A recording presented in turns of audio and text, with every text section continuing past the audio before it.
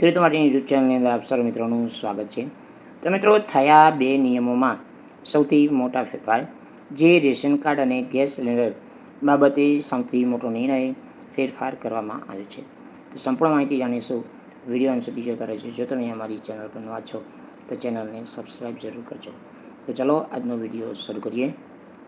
તો મિત્રો, વિડીયોની અંદર આપણે વાત કરીએ કે રેશન કાર્ડ અને ગેસ સિલિન્ડર સંબંધિત કેટલાક મહત્ત્વપૂર્ણ ફેરફાર થઈ રહ્યા છે, જેના કારણે દેશના કરોડો ગ્રાહકો પર અસર થશે। 27 માર્ચથી ગેસ સિલિન્ડર વિતરણ નિયમો થયા ફેરફાર। આ નિયમો સામાન્ય નાગરિક ફાયદો થશે। જો રેશન કાર્ડ ગેસ સિલિન્ડરનો ઉપયોગ કરો છો તો તમારા માટે સૌથી મોટા ફેરફાર ખૂબ જ મહત્ત્વપૂર્ણ રહેશે। તો એની અંદર જાણીએ કે વિગતવાર જાણીએ તો મિત્રો, રેશન કાર્ડમાં કયો ફેરફાર થયો છે? તો રેશન કાર્ડ સંબંધિત નવી સિસ્ટમ મુખ્ય ઉદ્દેશ વિતરણ પારદર્શિતા સુરક્ષા વધારવાનો છે। 27 માર્ચથી અમલ આવનારો નવો નિયમ હેઠળ હવે ડિજિટલ રેશન કાર્ડ જારી કરવામાં આવશે, જેના રેશન વિતરણ પારદર્શિક બનશે। આ સાથે એક રાષ્ટ્ર એક રેશન કાર્ડ સિસ્ટમ લાગુ કરવામાં આવશે, જે ખાસ કરીને સ્થળાંતરિત કામદારો માટે ઉપયોગી થશે। આ સિસ્ટમ હેઠળ કોઈપણ વ્યક્તિ દેશના કોઈપણ ભાગમાંથી રાશન મેળવી શકશે। આ ઉપરાંત રેશન કાર્ડ ધારક ઓળખની પુષ્ટિ કરવા માટે નકલી લાભાર્થીઓની સંખ્યા ઘટાડવા માટે KYC પ્રક્રિયા અને બાયોમેટ્રિક ચકાસણી પસાર થવું પડશે। તો મિત્રો, વધુમાં છે કે ગેસ સિલિન્ડરની અંદર નવી સિસ્ટમ। તો મિત્રો, નવી સિસ્ટમની અંદર આપણે વાત કરીએ કે ગેસ સિલિન્ડર વિતરણ પર ફેરફાર કરવામાં આવી રહ્યા છે। ગેસ સિલિન્ડર બુકિંગ માટે KYC પ્રક્રિયા ફરજિયાત કરવામાં આવી છે।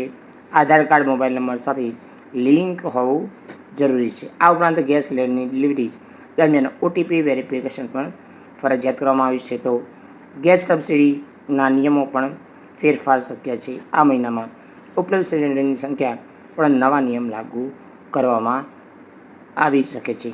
આ ફેરફારનો એક મહત્વપૂર્ણ ભાગ gas cylinder smart chips install કરવાનો છે, જે વિતરણ સ્થિતિનું નિરીક્ષણ કરશે અને પારદર્શિતા સુનિશ્ચિત કરશે। અને આ ફેરફાર 27 માર્ચથી અમલ આવી શકે, જો કે સંદર્ભમાં હજુ સુધી કોઈ સત્તાવાર જાહેરાત કરી નથી।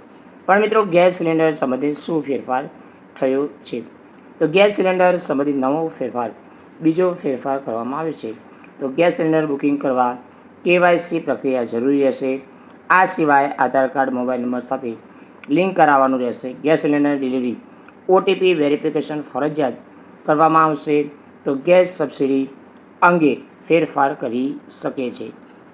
1 મહિનાની અંદર સિલિન્ડરની સંખ્યા અંગે પણ ફેરફાર કરી શકાય છે। ગેસ સિલિન્ડર સ્માર્ટ ચિપ્સ લગાવવામાં આવશે, જેના દ્વારા વિતરણ માહિતી મેળવી શકાશે। તમને જણાવીએ કે હાલ આ નિયમ ફેરફારને લઈને એક તારીખ પણ સામે આવી છે। તો મિત્રો, 27 માર્ચ ફેરફાર શક્યતા વ્યક્ત કરવામાં આવી રહી છે, જો કે હજુ સુધી સત્તાવાર જાહેરાત કરી નથી।